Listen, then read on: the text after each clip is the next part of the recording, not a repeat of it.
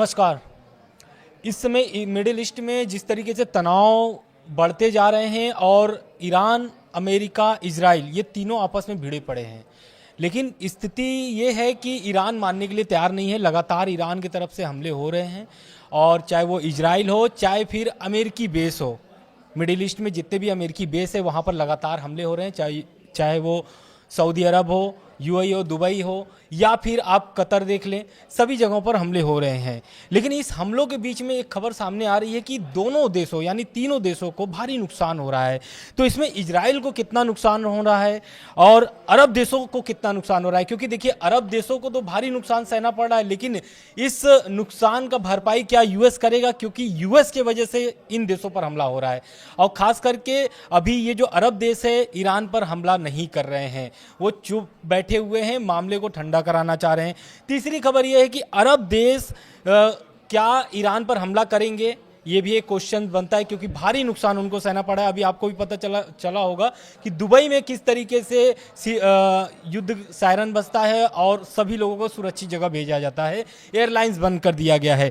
तीसरी और चौथी खबर जो ये है कि पुतिन ने जो है कि सीज फायर को लेकर के ईरान को मनाना चाहते हैं या नहीं मनाना चाहते हैं, क्या चाहते हैं पुतिन, इसके बारे में भी बात करेंगे।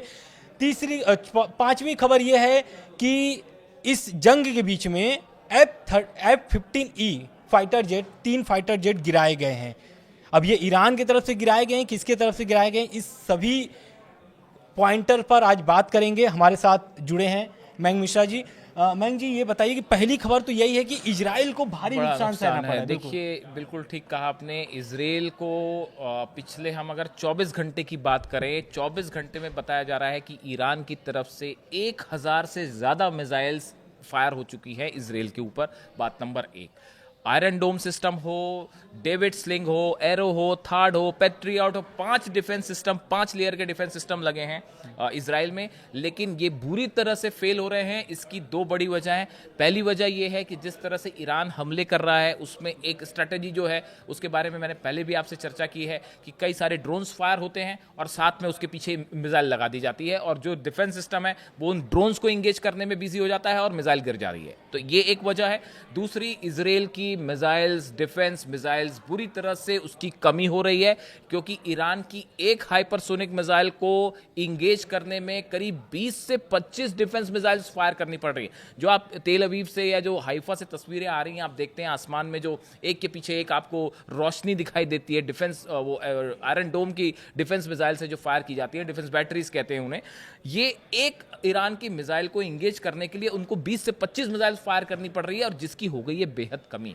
इसी का नतीजा है 400 मिसाइल्स गिर चुकी हैं अब तक, जो सोर्सेज बता रहे हैं इजराइल में। तेल अवीव में कई बिल्डिंग्स बताया जा रहा है कि 250 से 300 बिल्डिंग्स जो हैं वो पूरी तरह से तबाह हो गई। बिल्कुल। तो पहले आपका सवाल का जवाब कि इजराइल में भयंकर तबाही है और इसमें 2 राय नहीं है कि जितने लोग हैं वहां पे सब बंकर्स में हैं, यहां तक कि नेतन्याहू भी जो है वो खुद भी बंकर में है। बिल्कुल। और ये अरब देशों का अभी क्या प्रतिक्रिया, क्या अरब देश हमला करेंगे ईरान पर? हाँ, ये एक बड़ा सवाल है और अच्छा सवाल पूछा आपने कि ये अरब देश हमला करेंगे कि नहीं करेंगे। आप देखिए, खुद सोचिए, आपके भी मन में सवाल आता होगा कि यूएई पे मिसाइल्स गिर रही हैं, दुबई पे हमला हुआ, अबू धाबी पे हमला हुआ, रियाद पर हमला हुआ, जॉर्डन पे हमले हुए, बहरीन में हमले हुए, कुवैत में हमले हुए, इराक पे हमले हुए।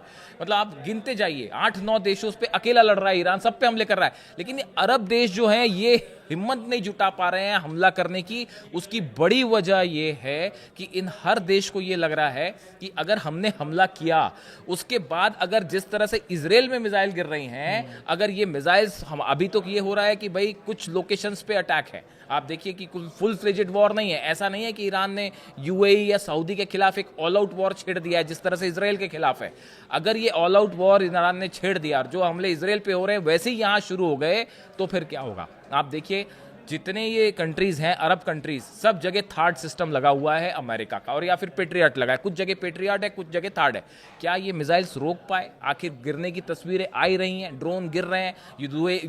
दुबई में होटल पे अटैक हुआ, अबू धाबी में मिसाइल गिरी। इसी तरह से आप देखिए सऊदी में ऑयल रिफाइनरी को उड़ा दिया गया। तो ये तमाम तस्वीरें ये बता रही है कि डिफेंस सिस्टम फेल हो रहे हैं। तो इन देशों को, आपके सेकंड क्वेश्चन का जवाब कि अरब देशों में ये डर है कि भाई हमने हमला कर दिया, ईरान ने मिसाइल्स मार दी। लेकिन ये हमले के के पहले ही, अटैक के पहले ही ये सारे देश मना कर दिए थे कि आप हमारे क्षेत्र को इस्तेमाल नहीं करेंगे। इसके बावजूद वहाँ पर हमले हो रहे हैं, तो इसका मतलब क्या? देखिए, ये भी आपका अच्छा सवाल है बहुत। ये चीन की तरफ से जो सैटेलाइट्स काम कर रहे थे, जो तस्वीरें प्रोवाइड कर रहे थे ईरान को जंग के पहले, एक एक तस्वीर प्रोवाइड की गई। क्या सऊदी के बेसिस पर F-35 जेट्स नहीं थे? रिफ्यूलिंग प्लेन सऊदी उतर रहे थे। जॉर्डन में F-35 जेट्स का जमावड़ा लगा हुआ था। कुवैत में अमेरिका के जो प्लेन्स हैं, अवॉक्स प्लेन्स हैं, वो वहां पे मौजूद थे। ऐसे ही हाल कतर में भी था। आप भले मना करते रहें, लेकिन देखिए, ये जो हकीकत ये है कि जितने बेसिस हैं अमेरिका के अरेबियन कंट्रीज में, सब पे जो है फाइटर जेट्स ने लैंड किया है और टेक ऑफ भी किया है। देखिए, ये सिर्फ बोलने की बात है कि हम अपनी एयर स्पेस का नहीं करने देंगे, लेकिन ऐसा है। और इसी वजह से ईरान ने पहले ही कहा था कि अगर आप अपनी ज़मीन का इस्तेमाल करने देंगे तो हम टारगेट करेंगे, और यही वजह है कि इन पर मिसाइल्स कर रहे हैं। बिल्कुल। तो अभी देखिए, ट्रम्प का बयान भी आया हुआ है। ट्रम्प का ताज़ा बयान ये है, ट्रम्प का कहना है कि ये जो युद्ध चल रहा है, ये युद्ध जारी रहेगा और ये युद्ध खिंचा करके लगभग 4 हफ्ते जा सकते हैं, ऐसा उनका कहना है। लेकिन ये 4 हफ्ते नहीं जाएंगे अगर ईरान सरेंडर कर देता है तो। और उनका पूरा ये भी कहना है कि अगर ईरान सरेंडर करेगा, और ईरान के नागरिकों को भी उन्होंने एक तरीके से उत्साह किया है कि आप के लिए अच्छा मौका है और रिजिम चेंज कर सकते हैं, रिजिम यानी सत्ता चेंज कर सकते हैं। लेकिन इस बीच क्या ये जो ईरान और ट्रम्प का जो बयान है, और ईरान क्या सरेंडर कर देगा? किसी सूरत में ईरान सरेंडर करने को तैयार नहीं है। ईरान में अब ऑल आउट वॉर का ऐलान कर दिया है ईरान की सेना ने। अली लारिजानी साहब, जो कि वहां पे अब सब कुछ कमान संभाल रहे हैं, इनकी तरफ से साफ कह दिया गया है अमेरिका से किसी दौर की कोई बातचीत नहीं होगी।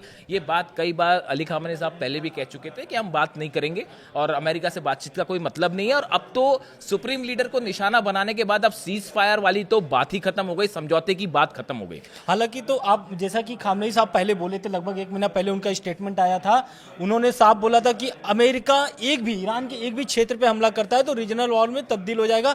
हालांकि खामेनी साहब अब नहीं रहे, लेकिन रीजनल वॉर हो रहा है। वही बात सही साबित हुई, वही सब शब्द सही साबित हुए कि रीजनल वॉर हो जाएगा।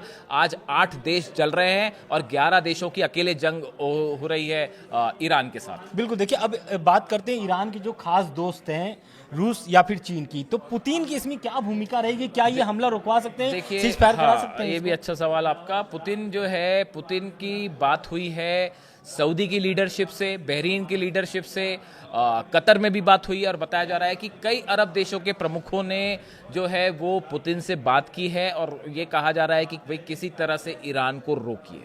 जो रिक्वेस्ट की गई सबकी तरफ से कि ईरान को मनाइए और किसी तरह से जो है वो जंग को रुकवाइए, वरना बड़ा नुकसान हो जाएगा। पूरे अरेबियन कंट्रीज के शेयर मार्केट कोलैप्स करने की दिशा में आगे बढ़ रहे हैं। ऑयल प्राइसेस तेजी से आगे बढ़ रहे हैं। स्ट्रेट ऑफ हॉर्मुज बंद हो चुकी है। अगर ये हालात जो डोनाल्ड ट्रंप कह रहे हैं 1 महीना अगर चल गए, हाहाकार मच जाएगा पूरी दुनिया में।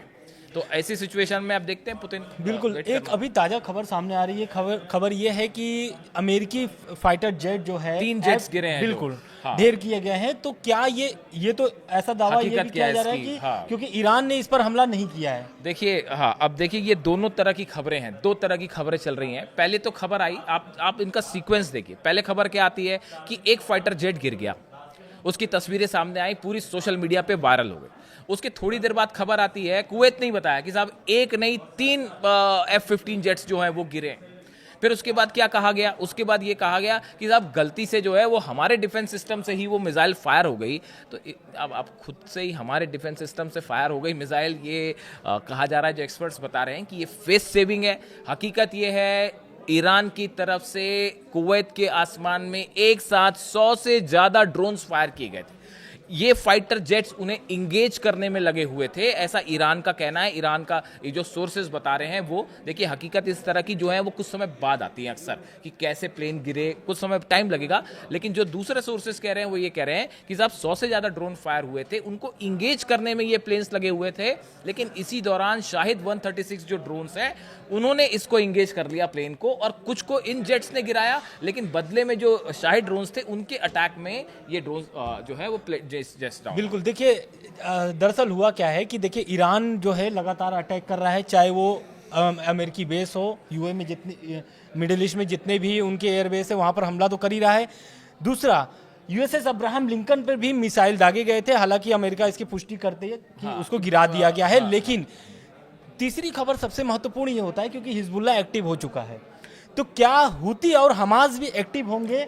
सबसे महत्वपूर्ण बात यह है क्योंकि हिजबुल्लाह पहले हमला किया है। देखिए, हिजबुल्लाह की तरफ से जो है वो रॉकेट्स फायर हो रहे हैं, और जो बताया जा रहा है कि पिछले अगर हम 24 से 48 घंटे की बात करें तो करीब 250 के आसपास रॉकेट्स जो हैं वो हिजबुल्लाह की तरफ से फायर किए गए। इसीलिए आपने देखा है जो खबरें आ रही हैं कि इजराइल ने जो अटैक शुरू कर दिए हैं लेबनान में और जो लगातार अटैक हो रहे हैं, उसकी वजह यही है क्योंकि हिजबुल्लाह ने भी जो है ईरान के समर्थन में रॉकेट्स फायर करने शुरू कर दिए थे, और नॉर्दर्न इसराइल पे, उत्तरी इसराइल में रॉकेट्स जो हैं वो दिखाई दे रहे थे आसमान। मतलब ऐसी आशंका लग रहा है कि फिर से हमास गाजा वाला युद्ध शुरू हो जाएगा। हाँ, देखिए, अब ये इस बात पर डिपेंड करता है कि ये जंग, इस समय फोकस ईरान पे है, ये जंग कितनी लंबी चलती है उस पर ये चीज डिपेंड करती है कि हमास और गजा का क्या होने वाला है।